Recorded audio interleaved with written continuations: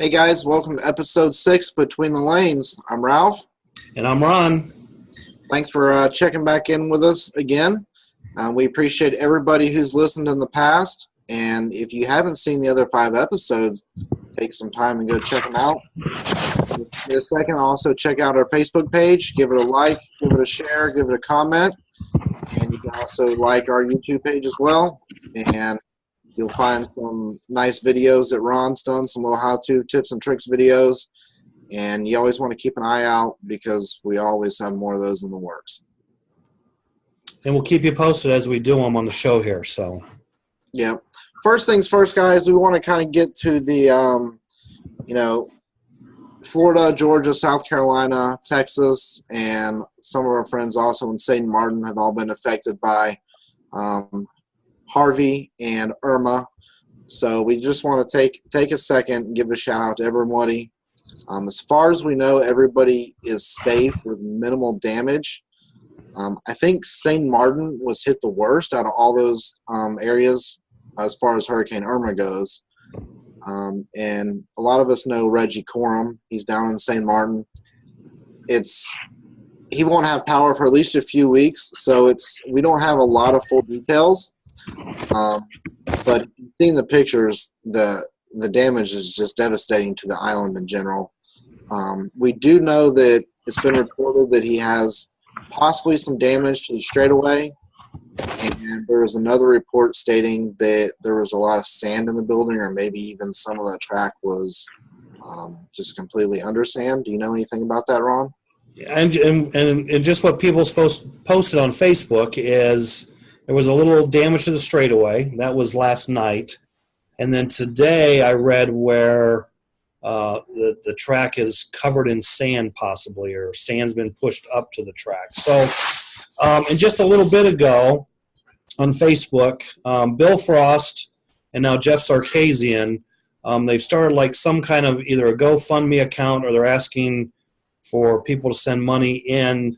Reggie requested a generator and some drills, and don't know how soon that stuff can get to him, but they're already starting to collect money to buy this stuff and then ship it down there. So, yeah, get on Facebook, look up either Jeff Sarkisian or Bill Frost, and you can donate. Yeah, and if you do want to donate, I know Jeff was trying to collect some money.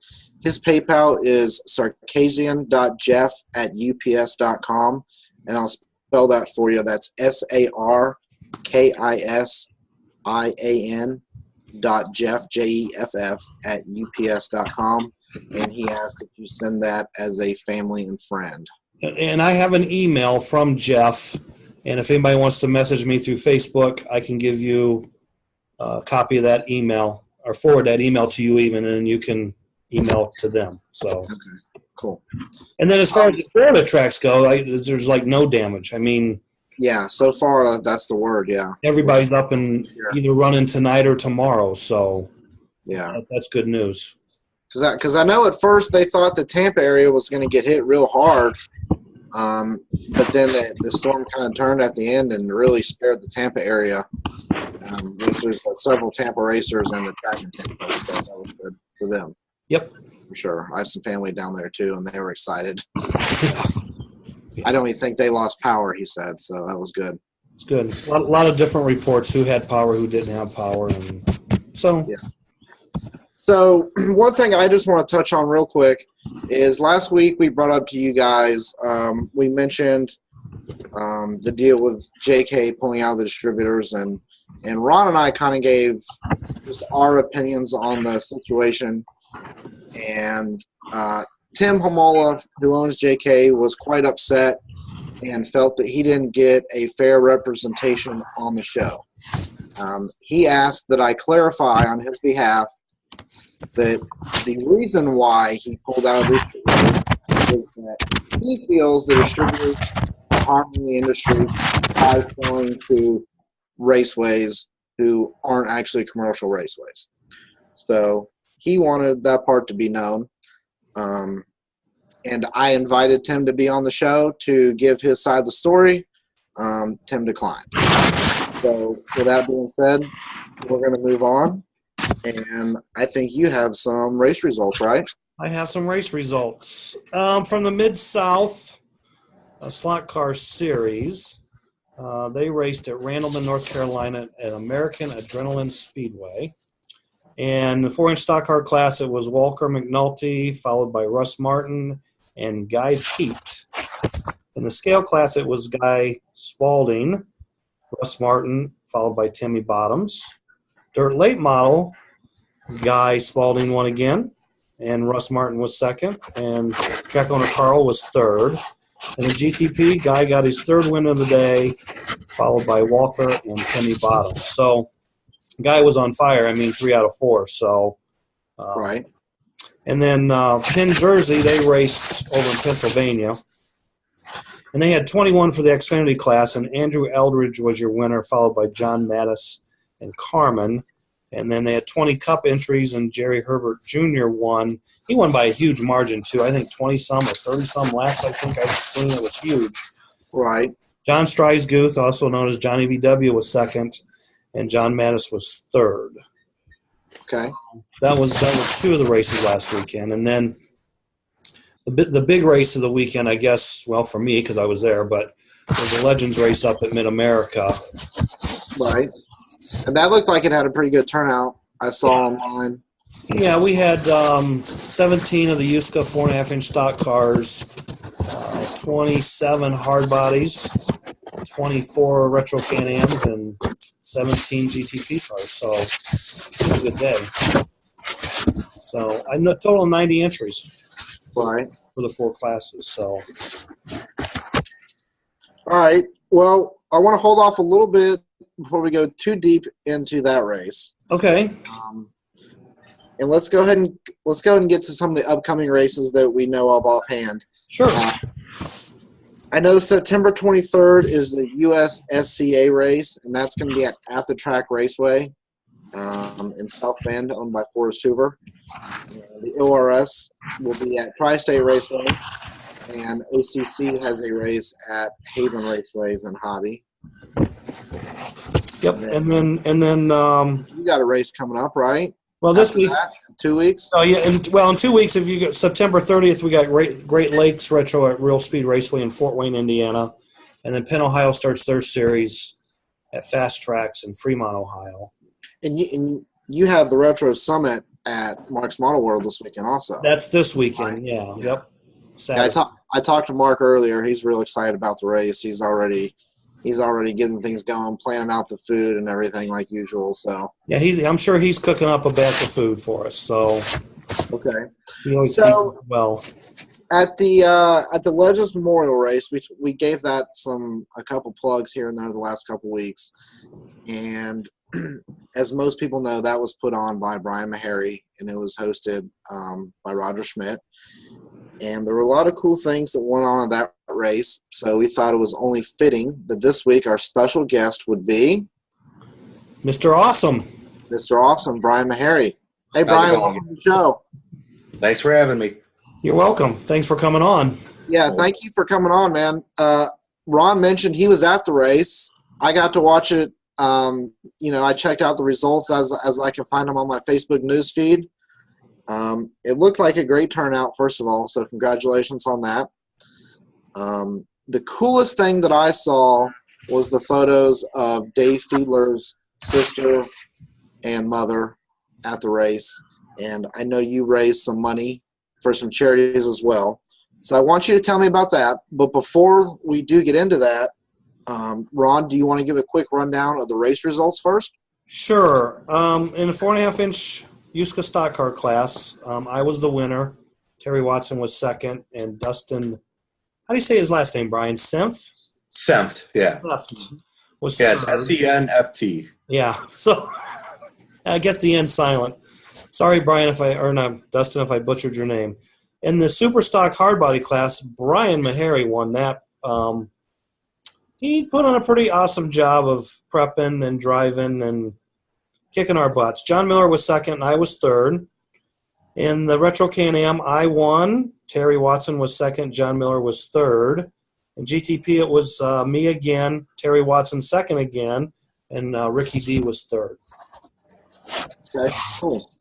So, Brian, tell me a little bit more about the race. I would definitely want to get into, B&E and kind of you starting the hard body series. And I even want to go back farther than that because a lot of people listening to the show may not know what a rich history the Chicago area has as far as slot car racing goes.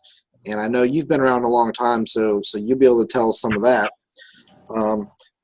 But first, tell me about the charity, the money that was raised, and tell me about having Dave's family there. Yeah, absolutely. Well, one day I woke up and had the idea. All the guys that were on that trophy, Dave Fiedler, Meharry Price, Jay Kissling, Bob Oakes, and Jim Bostrom, they were all friends of mine. They were friends to a lot of the guys in the area, except for Jay. Jay was probably more friends with guys that had traveled racing a little bit, but he was pretty well known. He was a well-known slot car racer, no matter. But it was mostly local guys, guys that were all our friends. And one day I woke up and had the idea that I wanted to do something in their names to honor them, have a trophy, whether or not it was going to be an annual event or not. I figured we would just do it. And the odd idea was to mix 4 different platforms of racing, 4 different rule organizations. The idea was to try and bring in as many people as I could across the country that race all these different stuff. I was hoping to have more out-of-towners, but that didn't quite work out, but it was fine. Either way, we did what we needed to do. My wife helped out with raffle tickets. We raised $315 for the Humane Society in raffle tickets, and then $5 from each race entry went to Shriners Children's Hospital. That was about $450 that we raised. And how did you pick those charities? Was there a specific reason? Well, Shriners Children's Hospital, that's just a charity that I donate to a lot from year to year. They just do phenomenal work. And as far as the Humane Society of the United States, something that Dave had mentioned to me and Roger was that any money that we raise in the future, Dave was an animal lover, so he wanted money to go to animal shelters and to benefit animals and their welfare. That's awesome. Well, congratulations on raising all that. That's very cool. Yeah, thanks. It was great. It was a great turnout. So. Yeah, Okay. I mean, it was great. You said, like we didn't get a lot of out-of-towners, but that was the best Chicago local participation across 4 classes I've seen in a long, long time. So Sure, absolutely. A lot of it was based around the hard body guys that already run with me. We usually get 20 to 30 entries at our monthly races, 20 to 30 participants, I mean. And a lot of those guys, I was kind of surprised because I was only expecting, 8 to 12 in each of the support classes, and we wound up kind of blowing it out of the water. I think you mentioned NASCAR was 17 entries. Yep. We actually 22. and that was a shocker to me because I thought that one would be like 8 guys, But everybody built cars, blew the dust off the cars in their basement, and a lot of guys race cars that they normally wouldn't race or never raced or haven't raced in years, myself included. And at the end of the day, a lot of guys that I was surprised had a good time, walked up to me and said, "Thanks for doing this. This was just a fantastic time. I had a ton of fun." And that's the most rewarding thing. And there was a lot of guys that I think ran Can-Am for the first time ever, and there was a Sure. ton of Sano Dave built chassis. Yep. That were Really? used. Yeah. That was cool. That's cool. Yeah. So Yeah, some of them were acquired from Dave's personal collection, but some of them were, like I think Neil ran a Sano Dave chassis that Roger had found. Dustin ran one that Dave built for him. I have some Sano Dave chassis, but they're a little too much of treasures for me to race. I just don't want to mess them up or anything. Those are, my collection basically. I remember the first time I went to the Sano and met Dave, he had this missile Can-Am car, and I had never seen anything go around track like that thing did, and I was pretty new to retro, and I hadn't really got into the whole, copying other people's cars or anything like that, so I went home and I was telling my buddy at the time, Joe McIntosh, who built all my cars, I said, there's this guy there named Sano Dave, and he had a rocket. I said, you got to copy that for me. he copied it, and man, that thing was just a jet everywhere I ever went with it. Yep. Oh yeah. So Dave built a lot of cars. Dave was. And he was one of the early pioneers. I mean, he was one of the early pioneers of figuring out rail configurations and what worked. And yeah, he built a lot of good cars, lots of good cars. Yeah. Well, and he was one of the best guys at explaining things to you, because I wasn't around in the 60s and 70s, but he would explain to me why cars were built that way and what they did and what this actually does if you put a rail here or you move it this way or add additional rails. He was really great at explaining to guys that had never seen those kind of cars why they were the way they were. Yeah. Now, you mentioned you weren't around the 60s, but you have been around the Chicago area quite a while, right? And even your family even owned a racetrack at once, is that right? Yeah. I basically, as a kid, I always messed around with HO cars, 32nd scale cars. Womps were pretty big when I was a kid, just messing around with them in different basement tracks or wherever my dad would happen to take me. I raced a little bit of commercial racing, early 90s. I was probably about 13, 14, something like that. And then I kind of backed away from slot cars because I got to be in those years where I was more into real cars and chasing girls and, causing trouble and hanging out at the real short tracks, just doing all the stuff I shouldn't have been doing. But I actually worked for JK a little bit. That's something I didn't mention to you guys. I've always known Jerry. I worked for Jerry for about a month, and nothing against Jerry. It's just the pay was awful. Like 50 years old, and I'm like, I need a job where I can start things on fire and swear and do all that stuff. So that was short-lived. And then my early 20s, I kind of got back into it. I was kind of getting a career established. I was going to school, and I started racing a little bit more at Paradise Raceway. They had kind of a pretty good bi-weekly race program where we raced all different kinds of scale cars, GTP, NASCAR, stuff like that. But I would go to like Dave Fiedler's shop and not even race. I had all these oddball cars that I built, some weird scratch built hard body cars. This was in Wooddale, DJ's Hot Slots. DJ's Hot Slots, yeah. Yeah, and I think I might have raced there a couple times, but I would more, I have a free Saturday. I'm going to go there. And I would just bring my cars and play. And Dave would come out. I had these oddball Womps that I had stretched and turned Womps into Eurosport hard body cars. And Dave would step out from behind the counter and go, man, that's really cool, dude. And then he would start pulling his cars out from under the track that he's built over the years. And next thing you know, my hour-long slot car racing trip turned into 9 hours because nobody happened to be in the store that day. And him and I would just sit there and talk and look at his collection. I'd ask questions. Then, of course, he'd end up selling me a bunch of cool Lancer bodies that he had that I had never seen. So, and that was kind of my relationship with Dave at that point. Fast forward a little bit, my dad was looking for some things to do. This was early 2000s. And I had helped him open up Fox Speedway in Montgomery and helped him run the race program. That was kind of my focus. I really wasn't racing at that point, because we were just focusing on getting some fantastic Saturday night racing programs, just hoping that my dad's business would do well and all that stuff. But in that time, I kind of started racing the JK Falcon Series, and that's when I was first time I'd really ever raced with Dave. And we would have some great head-to-head battles, in that series. It was just a fantastic time. And as time went on, my dad's shop had to shut down. I was going to school a lot, working a lot. I couldn't really help him anymore. And Roger had basically bought the shop from my dad. So that's kind of where Mid-America started, same Montgomery location. And at that time, work was kind of slowing down for me. I was in a transition period for school. Roger had built that Mid-America Monster, that flat track. This track's beautiful. And that's when I started racing, started getting in more into Eurosports and 32nd scale Super Wasp cars and, GT12, GT1 type cars, stuff like that. I started doing that a lot more. And as far as the hard body things go, I was always doing that on some level, whether it was in someone's basement or a garage or whatever. Because at one time, there was a good 20 or 30 basements you could go race in. Wow. The rules were just all over the place. And that's just in the Chicago area?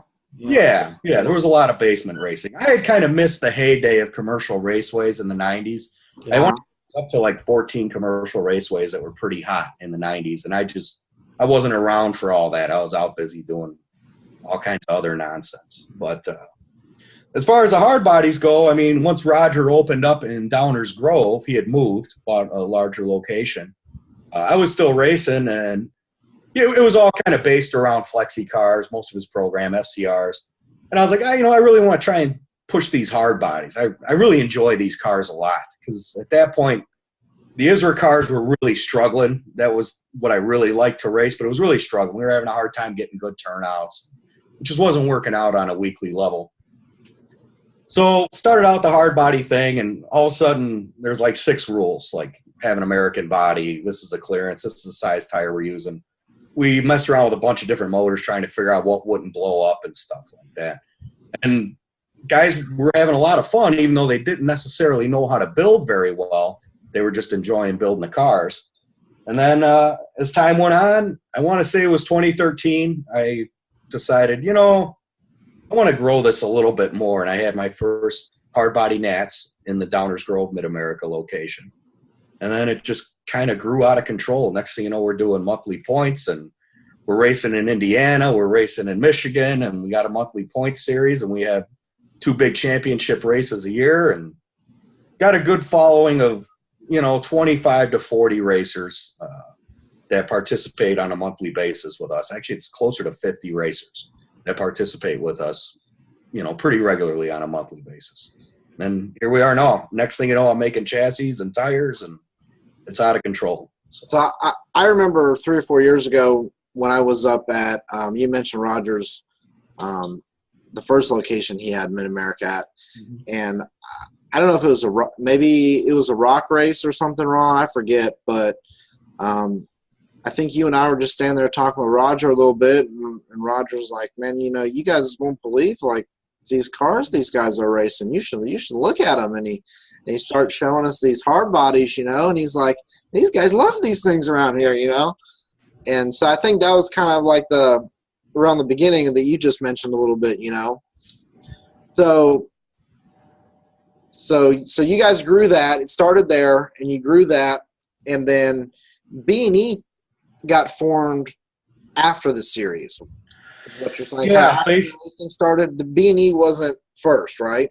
No. And that's what makes it difficult, because I've always kind of run the series, and I was just a racer. It kind of took a lot of things out of it.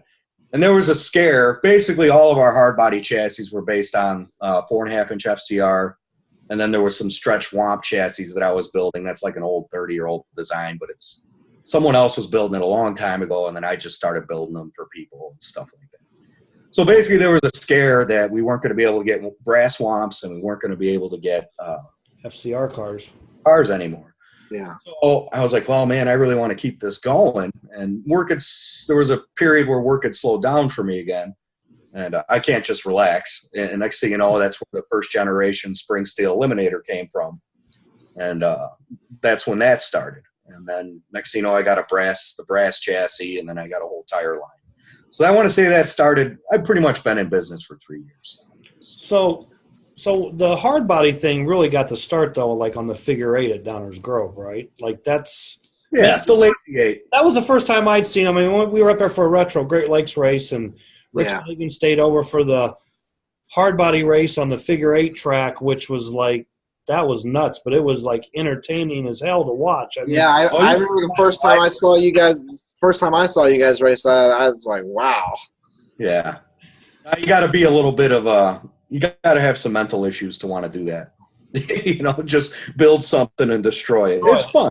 Because Ron, you mentioned Rick Stegan. I think Rick was more excited about the hard body race than he was about the retro race. Well, yeah, and because like Rick was really into retro. Sure. And then he started racing the hard bodies, and he was like, "Screw retro, I'm going hard body race." I mean, he still retro races now and then, but he really fell into the rabbit hole with the hard body cars. Yeah, he enjoys it. Rick's a builder. Oh, yeah. It, and I try very hard to keep the rules as simple as possible. And something that happened as time went on and we advanced the cars, the racing is super close. And there's not a whole lot of racing out there with the way that we're racing them. And we're beating on each other's doors for 10 laps at a time before you finally say, all right, I'm going to overtake you. You know, and I think that's an aspect that you don't see a whole lot in some of the other slot car racing out there. So, yeah, I remember that when Rick was like, "Man, I just want to get out on that figure eight," and I'm like, "You're racing all this other stuff today. Shouldn't you be focused on that?" You know. So, but then he laughed and had fun, and I think that's what it's all about. And then the figure eight track wound up going to South Bend. Sure. And they grew a whole hard body deal over there, I think, with that track, and then racing on the oval, which then led to the hill climb, and just got more and more people into it. Yeah. So I mean, basically, you know, what started out as just a fun Friday night or Saturday night class with a couple guys, it's turned into, you know, a legitimate major series. You've now become a manufacturer, and there's other people manufacturing things just specifically for your series. You know, so it's really grown, and it's impressive. You know, I was very impressed to watch it all kind of blossom and grow to what it is now. You know, not only from what you and Edmund do, because I don't know if a lot of people know that your wife's very involved also, and she does a great job on all the stuff that I've seen and that I've worked on her with. You know, so it's just really impressive to see what that series has spawned, so to speak, you know, for slot car racing. Yeah. You bring up my wife. My wife's awesome because she puts up with all my craziness, and she's super supportive of all my crazy. All this stuff starts out as a harebrained idea. And as I'm like going, oh, man, I don't know if this is going to work or blah, blah, blah, she just smiles and she says, you know what's right. Just do what you think is right. But she helps with all the plaques and everything. I take pictures of the guys' cars throughout the series, and she organizes a real nice points plaques for everybody and our major races. Sometimes it's a compilation of both of our artwork. Like I started the Legends Memorial thing, and then she went and finished it and put it on the plaques and everything. And, you know, everything turns out beautiful because she finishes it off, whereas I'm just like slapping something together. It makes it something real nice. And like our top 8 for our series, the points, everyone's got their name on there, the photo of their cars on there. I think it's a little more personal. You know, it's yeah, it very much is. Yeah, absolutely. Yeah, the cool touch is the cars, you know, because a lot of people get their names on them, you know, but it's cool to see your car on there with the name. Well, it's an extension of your, you know, your racing deal the whole year. And I mean, because most of the hardbody guys run the same body almost the whole series because they just glue them back together, you know. Yeah, for the most part, unless we really don't wreck a whole lot, you know, contrary to popular belief. Most of our cars last pretty good. Occasionally you're going to have a wreck. I mean, that's racing. I had the roof torn off my car. At Hartford. That's the worst wreck I've had in like, I don't know, 3 seasons. You know. So what tracks are you guys racing at now? Series or the upcoming? Well, we have there's Mid-America Raceway in Naperville, Chicagoland Raceway in Westmont, At the Track Raceway in South Bend, which is Forrest Hoover's place, Dave Gearing's Thaser Raceway, and then we just started racing at Pro Slot in Hartford, John Miller's place. And we race on, you know, a lot of series they either race on only ovals, only kings, only flat tracks. We race on 9 completely different tracks in our series, you know, so an oval, a king, a grandstand, a flat track. It doesn't matter. We'll race it. In the beginning, I got a lot of flack about that. Guys like, oh, that's going to be so bad. That's going to suck going on flat tracks. And, you know, we all figured it out. You know, everyone you got to race everything. And everyone, I think, is enjoying that format. So. What's your favorite track, your style that you go to? I'm a flat track racer. I always have been. I've always enjoyed, even when my car's not so good, I can usually drive myself out of trouble. Yeah. So I'm kind of more of a flat track racer. I used to race a lot of Euro sports on flat tracks and stuff like that. But I think as I'm getting older, my reaction time or my eyes, something's wrong. So on our faster tracks, my depth perception's not there. I don't know what it is. But on a flat track with these particular cars that we're running, and they're still pretty fast. The 4002 FK is a lot of power for these cars. But with these, I feel like I can drive myself out of trouble. I can be more technical. We do race on one king track, which is Mike Swiss's, which it's fun. You do have to drive that track. It's a little less hammer down. So Right. if you told me to put a hard body on a king, I would have been nuts. Yeah. Because I asked Brian this week, and I said, have you ever ran hard bodies on Rogers King track, you know? That track's too fast, man. That track, I'm in 4 seconds with my hard body car. If we had 8 of those out there, it would just be a blood. Wow. So he answered my question. Maybe someday we'll do it. Maybe. So I want to go back just to Fox Raceway or Fox Valley Raceway. Sure. Did that not have the crossover hill climb? That had, I don't remember. Ogilvy built. It was a Parma Cup track. Yeah, okay, that's the track. With the lanes that flipped over. We had 2 hill climbs. We had a corner climb. Right. Chris Dad's built corner climb, which everyone loved that track. And then we had the Ogilvy crisscross tracks where the lanes flop over. 4 lanes go one way. And then when you come out of the Dead Man, they go back the other way. Right. That track wasn't real popular at our place.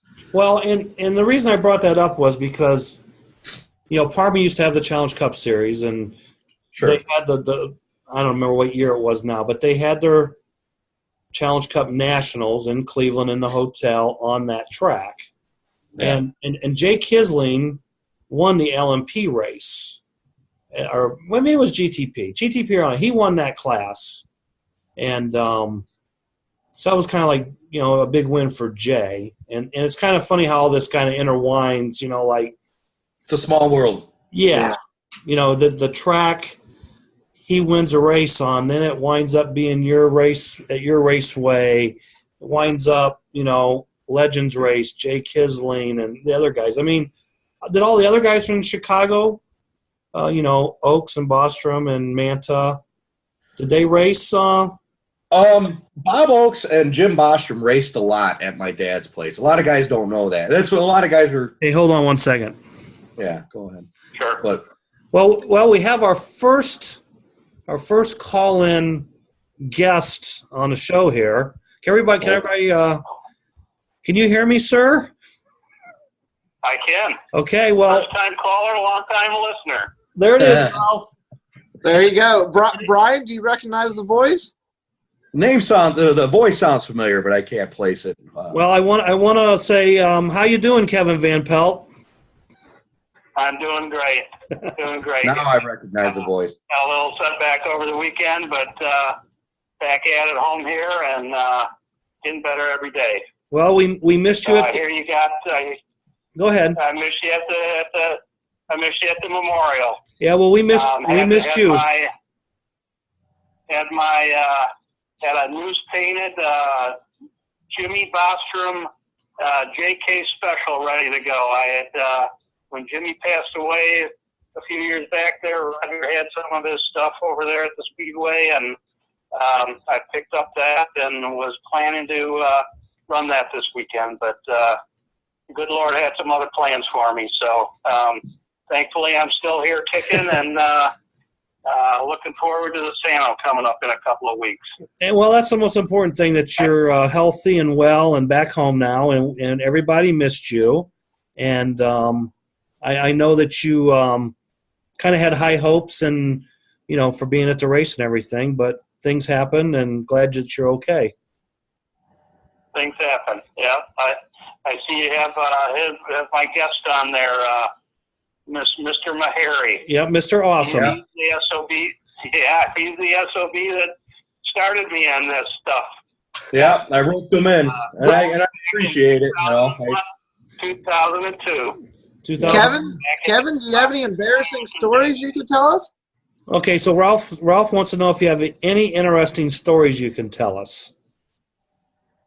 Oh gosh. As far as you and Brian go, though. Go ahead, Kevin. There's nothing interesting. You know, he just was always helpful. Always taught us how to race. We were racing mostly wonks and FCRs and stuff at his place on Saturday nights, and you know, always had a great group of guys, and he and his dad did a great job. Sorry to have seen them closed. Roger ended up picking up the store after they closed down, and you know, cut my cut my cheese on the Chris Dad's corner climb, and I don't know what that other little hill climb they had that had a crisscross in it that was one wild little beast. But I'm sure he remembers that well. But Brian was always good to us. Taught us everything he knew, and every so often he mostly of the time didn't race with us, but he'd come out and race every once in a while, and he wouldn't put too bad a whooping on us, but we always knew who the boss was. Well, I dog it off a little bit. I would dog it off a little bit. Don't want to beat on your customers, And I know, and like I talked to Brian about this the other day. Like I know that you and him had some tremendous races and battles on the old Midwest Monster. Yes. Loved the Monster. Was sorry to see that go to Bloomington. But liking the LTD. Hopefully we'll get that into good shape and put some more memories on that. But the Monster was a great track. We did a lot of racing on that in preparation for the 2010 Worlds.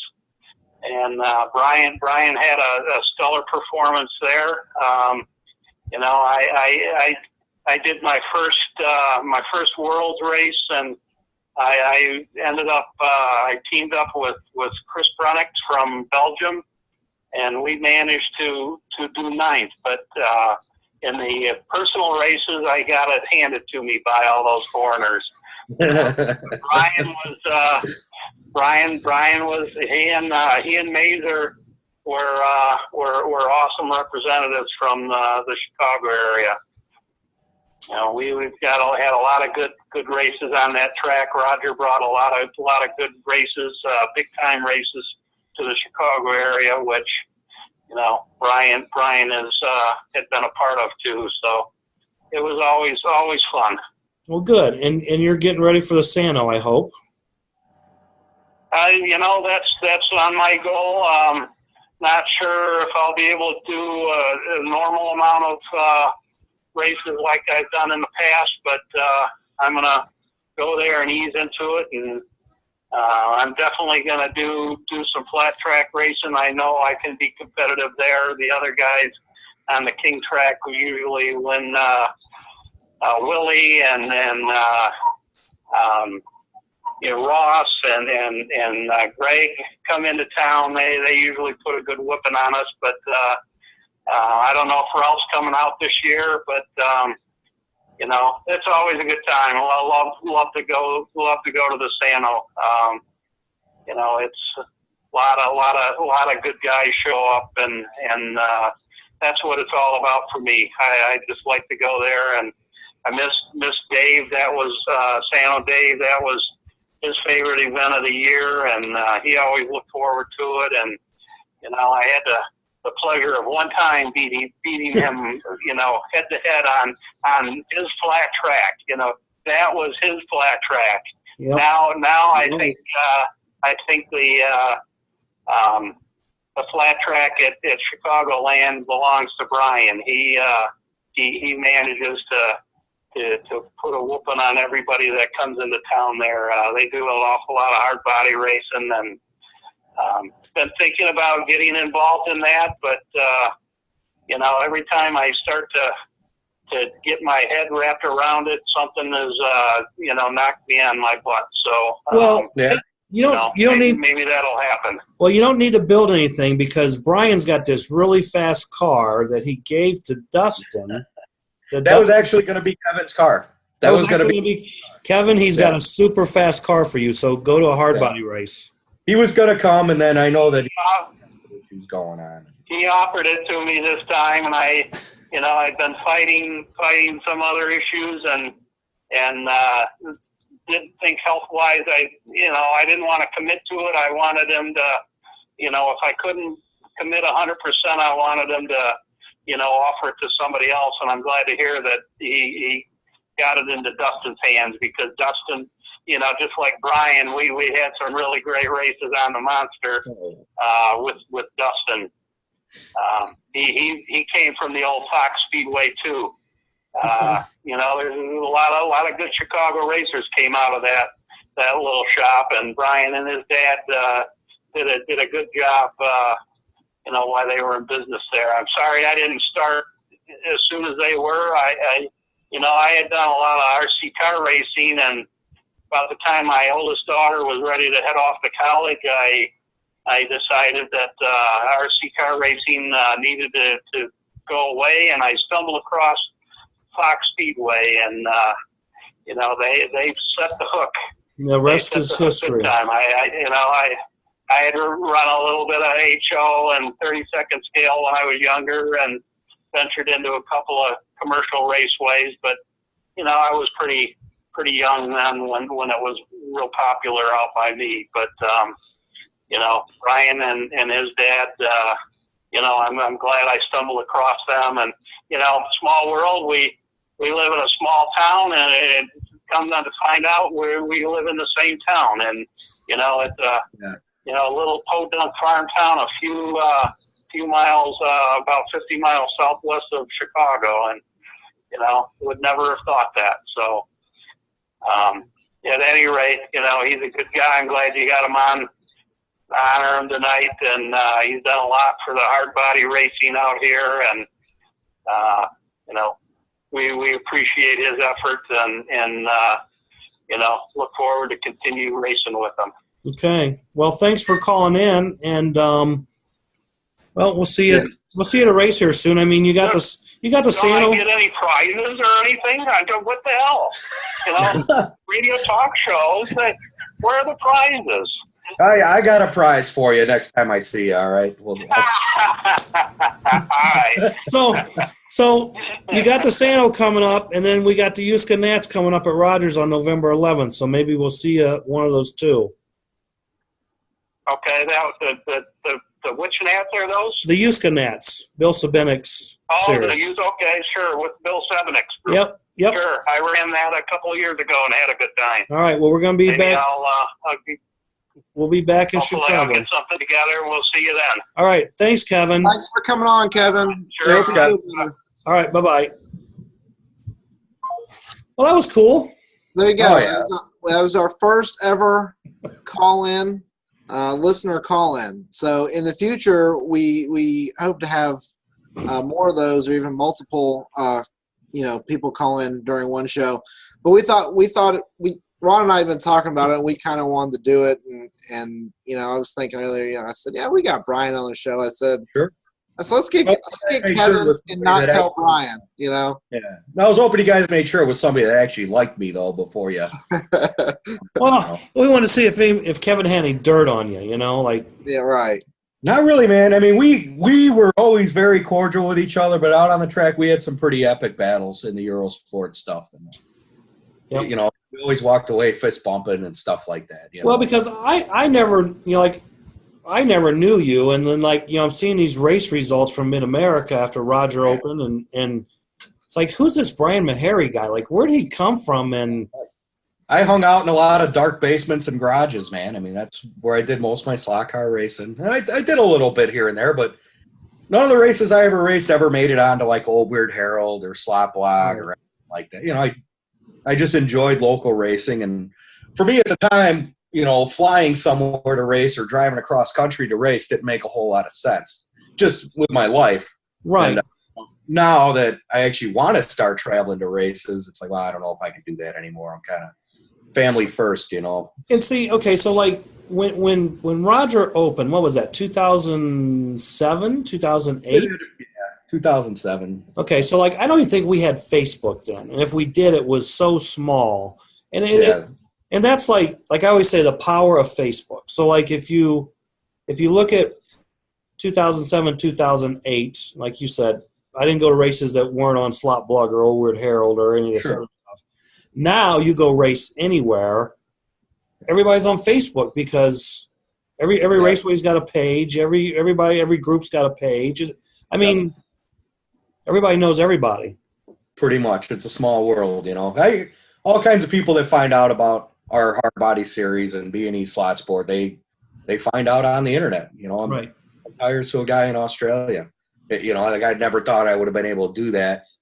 without the internet. He found me. I didn't have to go. Right. See. So. Yeah, and I do want to say, Brian, I've raced with you a little bit, but I think I've raced with Kevin a little bit more. And, both of you have always been class acts to race against. Like I said, Kevin Van Pelt has always been just – you couldn't ask for anybody better to be with next to you on the track, Yeah. No, he's got a good attitude. Even when his whole program's falling apart, he's not a guy you see flipping his lid or anything like that. You see that stuff sometimes. But Kevin's always just been a class act. Yep. What we're doing, So what's next for B&E? You got anything lined up in the future? Any cool projects you're working on? Well, kind of reviving the Dirt Late Model project. We're going to get that going here soon. I'm doing that. As far as products go, I got a lot of crazy ideas. My problem is time. I'm just finding that doing the full-time thing and trying to be a family man and running the series and the company, I just don't have as much time to develop what I really want to develop. Kind of been working on, I want to start developing my own Lexan bodies, but that's kind of a long-term thing yet. I'm kind of struggling to get all that together with time because the tire business just keeps me so busy that basically our current product line feels pretty good, but I'm trying to push more, getting the hobby stock division going. That's a new division that I want to gear more towards newer racers or novice racers or guys that just been around they've been around a long time, but they haven't necessarily won anything big. Because let's face it, the 4002 FK motor, it's a great motor. I picked it for a reason for hard bodies because no one tampers with them because we got plenty of power. But for a new guy, that's a lot of power to handle. So we're going with John Miller's Pro Slots 4001 sealed motor. And that motor's just super simple to drive. It'll be good for new guys. I really want to try and rope in as many new guys into the hobby as I can. Yeah, that's definitely important. I know that's something that we talk about. We're always coming up with ideas or something, some kind of thing to try to rope people in, or whether it be, reduced entry fee or prizes or whatever, this or that, Yeah, I try to keep the race entries as low as possible. I feel like our race entries are pretty low, but at the same time, I want to make sure that it's profitable it's the whole theory. If you charge a little less, more will come. So hopefully the raceways are making a lot more money that way just by trying to rope in as many racers as possible. So, I really think $15 isn't too much to pay for a premier race, but we do keep ours down to $10 and try to negotiate the track time down a little bit because I do hear a lot of people. I don't get it because I hear people like $10. That's outrageous. I don't know where you can go and spend $10 and hang out all day. Because I want to keep the shops open. If the shops aren't there, then it's just not going to work for me. It's not good for anybody. Yep. So, Chicago has a pretty rich history of 1-1 short track racing, and everybody bitched and moaned and fought and hated the management, hate this driver, hate that driver, bitched about at the time, $8, $9 to get in on a Saturday night. And you know what? Those tracks are gone now. A lot of the really popular ones that were in the Chicagoland area, and everyone's upset. It's like, well, I would have been $15. I would have been happy paying $15 if the track is still there. Yep. So, you got a hard body nats coming up here soon too. Yep, that's going to be at the track in South Bend. It's a 2-night event, October 13th and October 14th. It's both nights is going to be super stock and pony stock, both nights. But Friday night is the amateur classes.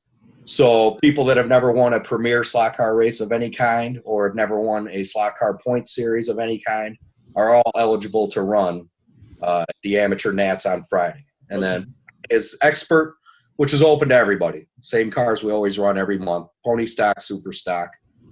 So it's a 2-day event. I started doing the 2-day event thing last year, and I think it was pretty good because it kind of kept some of the guys that are struggling a little bit. They're usually in the C main or whatever.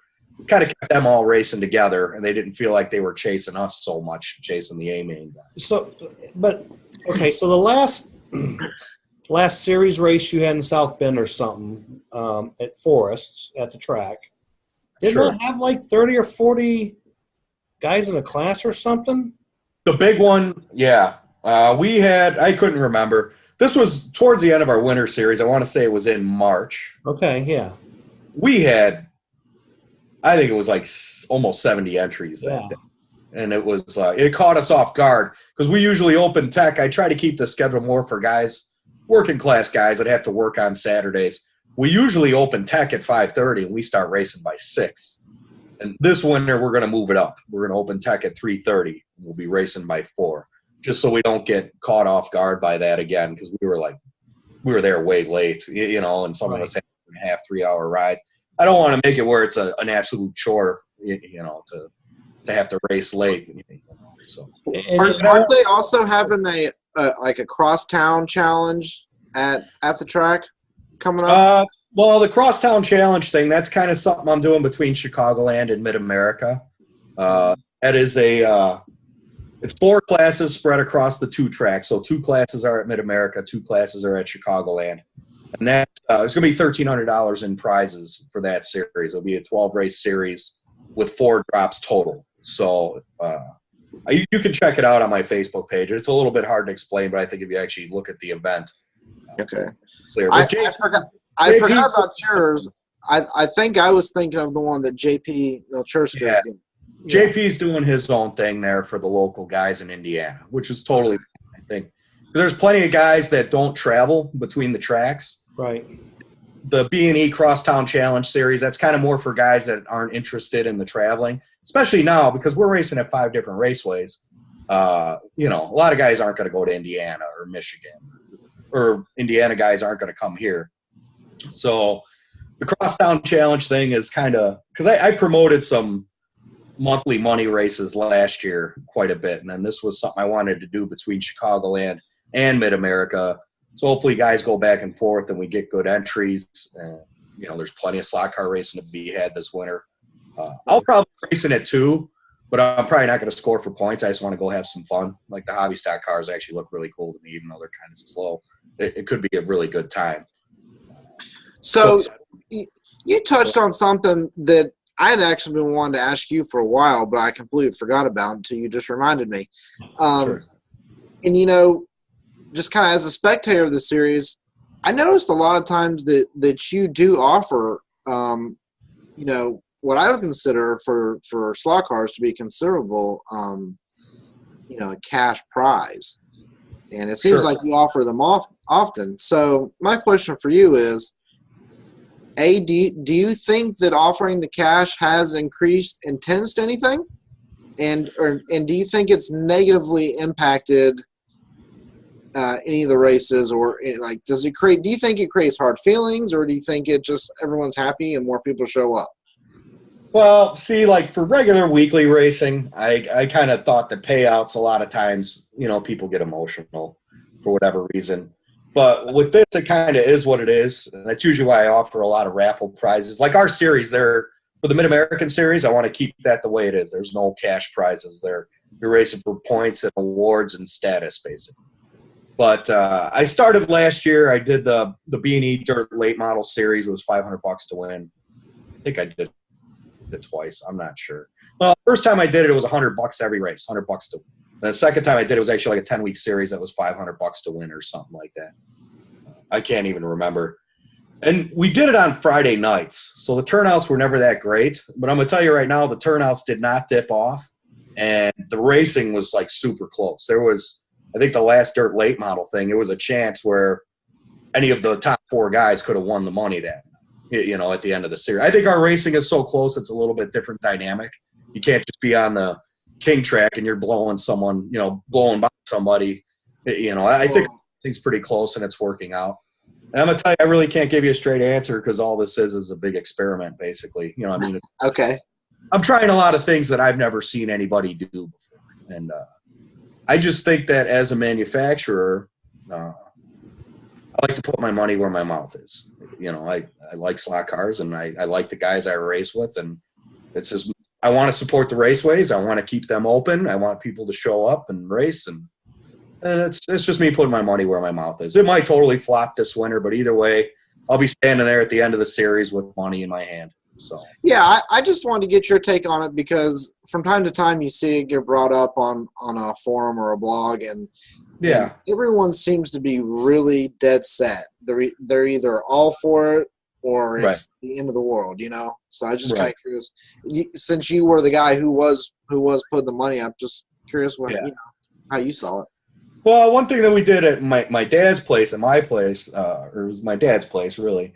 But the one thing we did that I thought really worked was we did do payouts, but we did slotto, basically. I can't remember how we did it, but last place guy could have got first place money if we drew his, you know, or first place guy could have got last place money or whatever. It was all over the place. And everyone was happy with that because they still walked out, except for like one or two guys that were out there like, you know, clubbing baby seals. They wanted that first place money, you know, and I'm like, well, that's not what we're doing here. It's not what it's all about. So, yeah. There's a lot of different formulas out there. I think everybody's just got to do what they think is best. Judge your crowd. Cool. Ron, you got anything else? Any other questions or anything you want to add? I was just going to go back to the hard body net. So you're just going to run super stock and pony stock at this nets, no of the new hobby stock? No, because the hobby stock's a new thing. It's a new thing that's developing over the summer. So our first winter point series isn't until November. So that's when our winter series starts. I don't like changing rules or adding parts or doing anything drastic while the season is still going. No, I understand. Yeah, okay, so your Nats kind of follows the end of the summer series. That's the last off the winter series. Yeah. Yeah. Well, that's a good way to do it. Yeah. Cool. Ron, I got one question for you real quick. Oh, boy. Oh, boy. It looks like you have some sort of a glove framed above your head. I got to ask the story about that. Well, okay. That is a pair of gloves signed by Emerson Fittipaldi. Oh, wow. That's cool. And I got my good friend Felipe de L'Espinay helped me out on getting those. So, because he used to be like the U.S. representative for Stand 21 driving uniforms, and those go back to like '94, the year that Emo should have won the 500 with the big Mercedes engine, but crashed out while leading. So, okay. Well, I like I said, I thought it looked like a pair of gloves. I'm like, surely there's got to be a story if they're in a frame, you know? You brought it up because I didn't really. My most unique pair is probably the pair signed by Dick Trickle. Oh, well, that's awesome. And what's cool about the Dick Trickle glove is, and these were actually worn by Dick in a race, but we can hold our cigarette during the caution. Yeah. See, they cut the finger and the thumb out. Wow. And then we have, and actually one of our viewers, Jack Nickel, Jack Nickel was at the FNRS race at Mark's Model World. He used to work for Bernstein Racing and went with Bodine, and he actually helped obtain these for me. So, and then this glove was Jacques Villeneuve, and this was the glove that he got second with at Indy in his rookie year. So Felipe kept the other glove, and this one was by Paul Tracy. So wow. Okay, so just for the record for reviewers, this was not set up. I had no idea. Well, I literally had all these racing gloves sitting right there. And I have two pair of Senna gloves elsewhere, but wow. Oh, no, not Senna. Alain Prost. Prost. Okay, that's still real awesome. That's very cool. Felipe has all the Senna gloves, so okay. I could never get a pair of those out of him. Yeah. All right. Well, Brian, thank you for coming on the show. We appreciate you taking your time. We know you're a busy guy, and I enjoyed hearing about the history of your series, your company, and just racing in general in the Chicago area. But before we go, I always have to encourage. No, you're not in any trouble. Don't worry. I always have to encourage everybody once again to check out our Facebook page and give it a like. And Ron, what's the secret word of the show? The secret word this week is awesome, because we have Mr. Awesome on the show. All right. And we had an awesome race that Mr. Awesome promoted last week. So awesome's the word. And before we go, because me and Ralph talked about this last week, pre-show or after the show, starting next week, we're probably going to draw 2 or 3 names a week for some kind of prize. Mm-hmm. And I've talked to a couple manufacturers last week at the race. They're willing to kick in. So we will basically, how you're going to get in this drawing is go like us, make a comment. Your name's going to go in a hat or a can, and we'll pull those out a couple every week. And then you will message those manufacturers, and they will send you a prize. And we should know what the prize is that you're going to get. So yeah, but we'll give more details this week, though. Yeah, next week we'll have our first drawing. So yeah, our drawings. So that's awesome too. Yeah. All right, guys. Well, that is going to be the end of this show. Checker flag is waving. Thank you guys for tuning in to episode 6, and we'll see you next week for episode